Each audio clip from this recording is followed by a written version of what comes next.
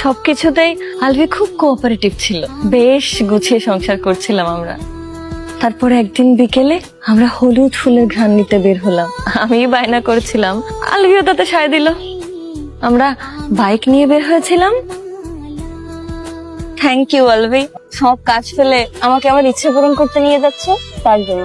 পৃথিবীতে বউরা হলো অলওয়েজ রাইট বসদের মতো, তাই ঠিক মতো না চললে তো আমার বাতাই মুশকিল হয়ে যাবে।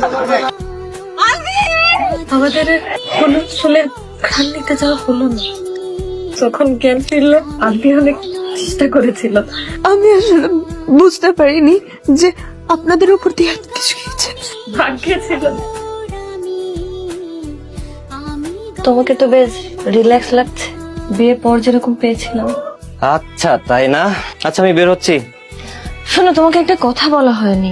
ঝিনুক মেয়েটা কিন্তু বেশ, ঝিনুক খুব সুন্দর করে কথা বলে, দেখতেও মাশাআল্লাহ। আমার তো মনে পড়ে না যে ওর কথা আমি তোমাকে কখনো বলেছি। কিভাবে ওকে চিনো? সব কথা কি আর মুখে বলতে হয়? কিছু কথা বোঝাও যায়। হেয়ালি করছো কেন? বলো না কিভাবে চিনো। সেদিন আমাদের বাসায় এসেছিল মায়ের টানে, তুমি ছিলে না। তবে মেয়েটাকে কিন্তু আমার বেশ লেগেছে। ওকে আরেকদিন আসতে বলবে। আমাদের বাসায় আসলো আর আমি জানলাম না? অদ্ভুত মেয়েটা। আচ্ছা পরে এসে শুনবো সব কথা, আমি যাই। হ্যাঁ মনে রেখো, ওকে আরেকদিন আসতে বলো কিন্তু। আচ্ছা। Good morning. Very good morning. কিন্তু আপনি আমার বাসায় গেলেন কিভাবে? ভুলে গেলে চলবে না, আমি কিন্তু এইচআর, সবার ডাটাই আমার কাছে থাকে। সে না হয় বুঝলাম, কিন্তু কেন গিয়েছিলেন?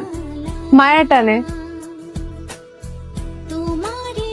তোমাকে আমি তুমি করে বলি, সম্ভবত তুমি আমার থেকে বয়সে ছোটই হবে। প্লিজ আপনি আমাকে তুমি করে বললে আমি খুশি হব। I don't mind. তুমি আলভিকে পছন্দ করো? আলভির ভালোবাসা আমার কাছে সম্পদের মতো, যেখানে ভালোবাসা বিনিয়োগ করলে দ্বিগুণ হয়ে ফিরে আসে। ও দেখতে একদম নিষ্পাপ বাচ্চাদের মতো, নতুন জমিনের ফসলের মতন চকচক করে ওর চাহনি। ওর দিকে তাকালে কেউ ওর মায়া না পড়ে থাকতেই পারবে না। ও হাসলে কি যে ভালো লাগে। কিন্তু এখন আর হাসে না, আগের মতন মন খুলে কথাও বলে না। আলভি আপনাকে ভালোবাসে, শুধু ভালোবাসে বলে ভুল হবে, তার চেয়েও বেশি। কিন্তু আমি চাই না যে ও আমাকে ভালোবাসুক। আমি চাই ওর জীবনটাকে নিজের মতন করে উপভোগ করুক। আমার সাথে থাকলে যে ওর জীবনটা এলোমেলো হয়ে যাবে। আমি চাইলেও যে ওকে আর সুখী করতে পারবো না। ও সেটা বুঝতে পারছে না, আর যখন বুঝবে তখন আর ফেরার পথ থাকবে না।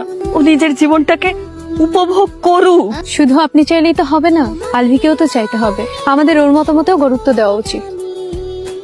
আমি তোমার চোখ পড়ে ফেলেছি, তোমার চোখে